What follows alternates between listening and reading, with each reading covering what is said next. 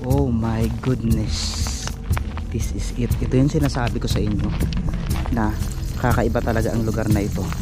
Pero ang katanungan, bakit iniwan ng mga tao ito? So dahan-dahan tayo sa paglakbay dito dahil may mga pako. Kakaiba yung lugar. Tabi-tabi lang po. Anong nakikita nyo at napapansin dyan? Na talagang may mga gold dito sa lugar na ito. Wow! Look at that! Grabe! Tignan nyo. Sobrang kintab mga kalahi. So first time kong nakita ng ganitong klaseng bato na kumikinang. Ito, grabe, oh, gold na gold. Kamusta kayong lahat? Naglalakad tayo sa isang maliit na daan dito sa Occidental Mindoro, kung saan matatanaw natin itong tila mga abandonadong bahay na ito, na hanggang sa ngayon ay katanungan pa rin sa amin kung bakit nga ba ito tuluyang inabandona ng mga taong nakatira dito. Bagamat yung area nakikita nyo naman malawak, maganda, pero hanggang ngayon ay wala pa rin nakatira dito. So pangalawang beses ko nang nakarating dito, ngunit ito pa rin yung tumambad sa amin. So kung makikita nyo yung mga kabundukan na yan, yung mga bundok na yan, sa pagitan ng mga bundok na yan ay makikita natin ang mga kakaibang bato na tila binalutan ng mga ginto. So nandito pa lang tayo sa area na ito, matatanaw na natin ang mga batong tila mayroon talagang mga ginto.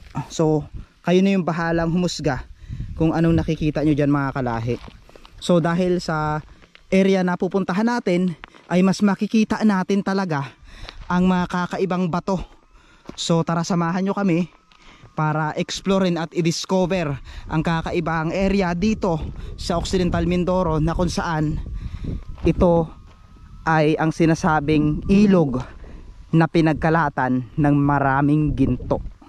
So kasama ko nga pala si Kuya Joms at si Mr. Mendorin yung mangyan para samahan tayo at muli ay maglakbay tayo sa kakaibang lugar dito sa atin. Oh my goodness, this is it. Ito yung sinasabi ko sa inyo na kakaiba talaga ang lugar na ito. Pero ang katanungan, bakit iniwan ng mga tao ito? So dahan-dahan tayo sa paglakbay dito dahil may mga pako. So kung makikita nyo naman, kakaiba yung lugar. Tabi-tabi lang po. Anong nakikita nyo at napapansin dyan? Diba kakaiba yung lugar? So ito, hindi na tayo pwedeng dumaan dito dahil may mga pako. Aray, ano yun? So tara.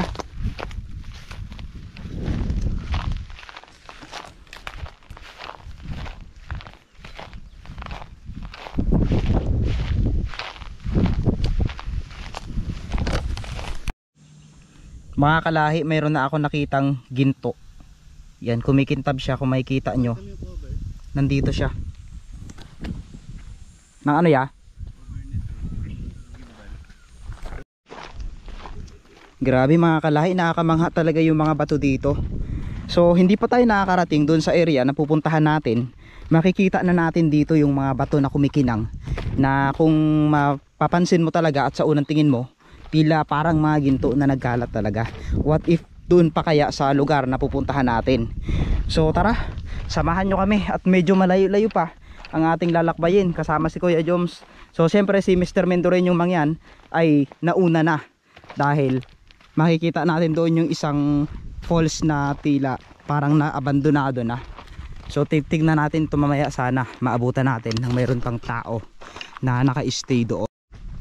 Nandito na tayo sa ilog na sinasabi ko sa inyong nagkalat ang mga ginto.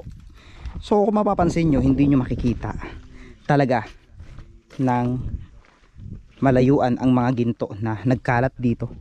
Pero kung makikita nyo sa mga bato na nahahawakan natin ngayon, ay ito yung mga sinasabi ko sa inyo na nagkalat na ginto. Yan oh. Yan. So hindi lang siya makita. Grabe.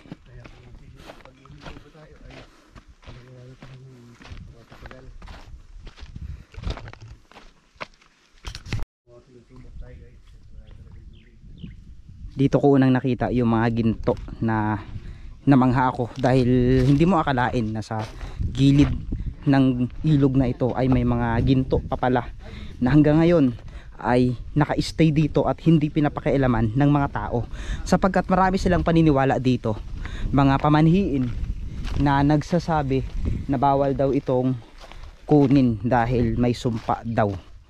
Ayon lang sa kwento ng aking mga magulang yun ha, na kung ano makita natin sa mga gantong lugar, wag natin kunin dahil may mga sumpa. Sarap uminom. Pwedeng tanggalin yan. Pwede kayo tanggalin to? Oo, balik mo lang. Balik mo. Sige. Masaya ka dyan. Sige, balik mo lang. Balik ko lang. Pabigyo nga. Yan, hihilam to sino na rin naman yan. Init kasi. Grabe mga gold. Ang tindi. So, pahinga muna tayo dito. Dahil baka masyado na tayong umiinit, no? Shout out sa mga subscriber natin dyan. Look at that. Tignan nyo naman. Sinong mag-aakala na sa gantong lugar ay may mga ginto pala na hindi pa nadidiscover ng mga tao. Pero dahil tao rin tayo ay didiscover na rin natin. O shout out dyan sa mga bashers natin dyan na nagsasabing hindi daw totoo yung mga ginagawa natin, ay kayo nang bahala. Galit ka ata. Ayan o. May mga gold talaga guys. Tignan nyo. Grabe, gold na gold talaga yung bato. Yung tubig ay Ano to? masagana na guys ang dumadali dito. Parang ahas. Dahil may nagdilik na katubigan. Yung nagpakita na rin. Parang ahas ano? Parang ahas. Ano to? Anong tawag sa inyo na to? Nakatawag si Gandang Puno. Parang ahas talaga oh. Ano siya guys? Curious.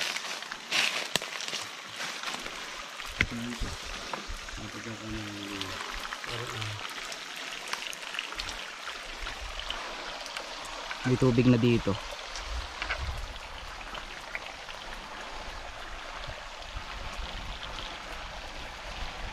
Grabe mga kalahi. Sa ating pagpapatuloy sa vlog natin, mayroon tayong mga nadaanan dito. Parang ahas. Ahas na baging. Ano ang tawag sa inyo na to?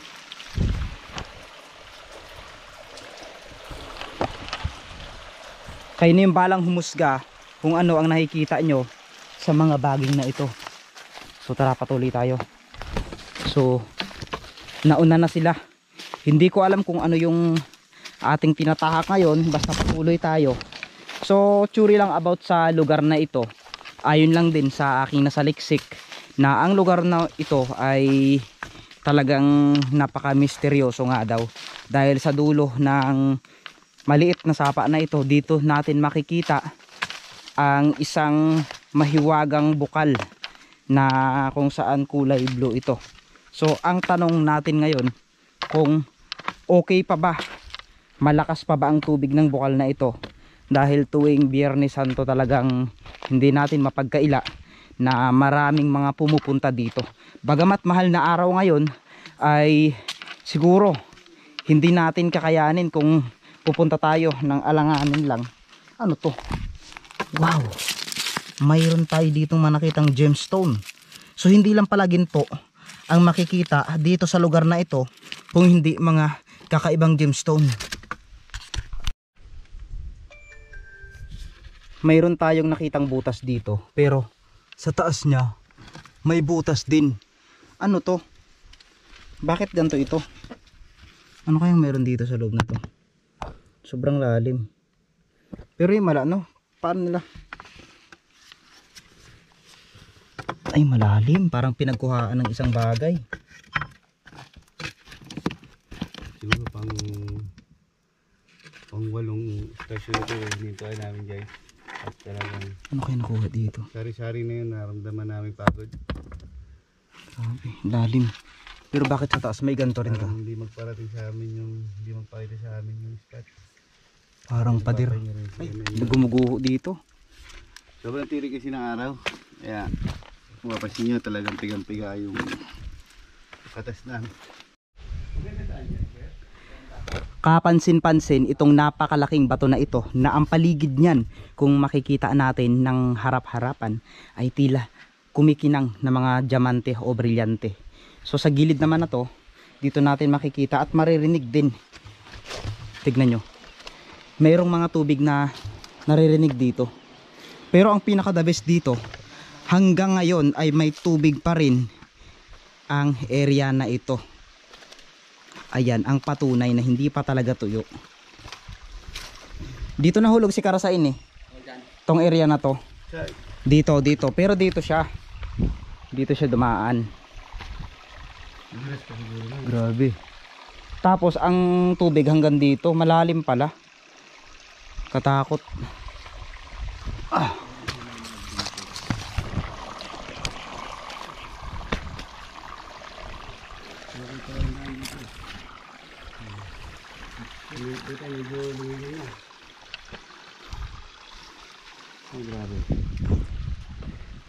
Ganto pa kaya ang tubig doon?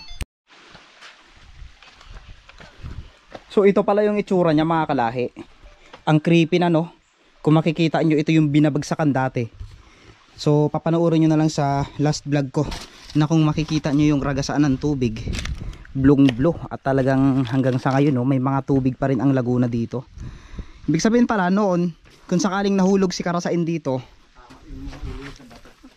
ang tibay oh.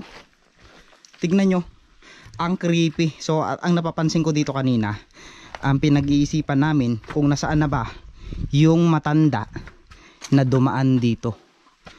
'Di ba? May matanda kasi kaming nakita. Kumakain tayo. Bakit ganito yung mga tubig? Ibig sabihin bagong tuyo lang. Nagiging asin ang tubig dito. Meron pa dito yung nag-yellow eh. Grabe. Ang creepy.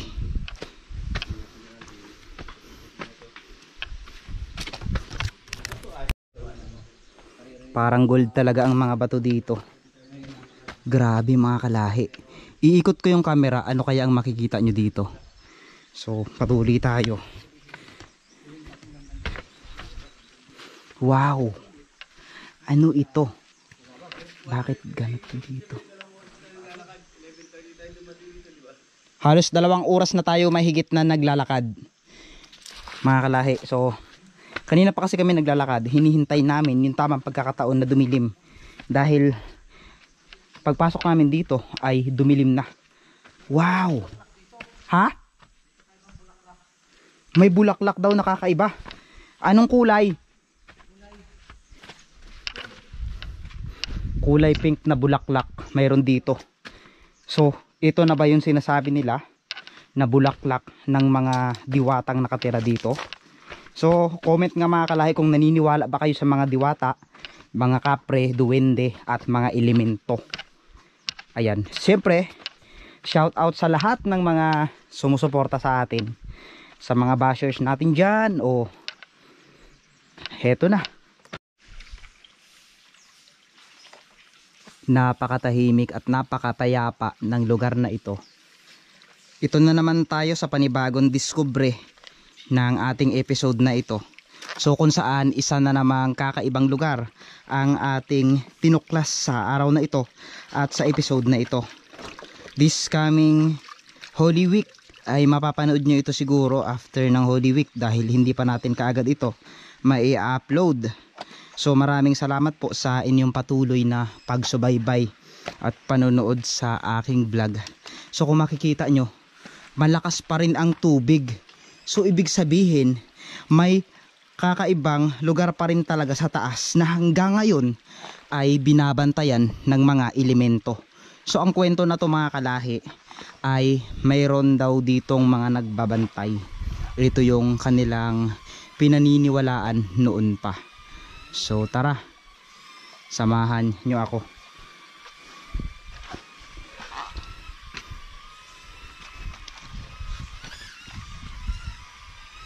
Sige, diretso lang ya.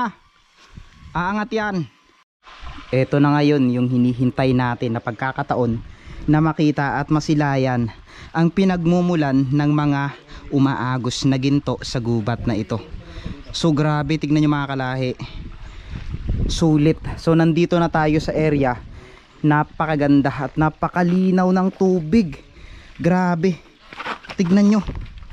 Tignan nyo naman. 'Diba? Napakalinaw, may mga isda pa hanggang ngayon na nabubuhay dito. So dako tayo dito sa taas na ito. Ano pa kaya ang makikita natin dito? Nung mga nakaraang episode natin, hindi talaga natin kayang puntahan to dahil sobrang lalim. Pero ngayon, makikita nyo naman talagang mamamangha ka sa mga kakaibang ganda ng tubig dito. So napakalinaw pa rin hanggang sa ngayon. Pagamat napakalayo ay pinilit pa rin natin itong puntahan dahil nga sa inyong suporta. Maraming salamat po. So bago natin tatapusin ang vlog na ito, ay gusto ko muna ipakita sa inyo ang kakaibang lugar dito na pinagmumulan ng mga ginto na dumadaloy dito sa lugar na ito. Tara.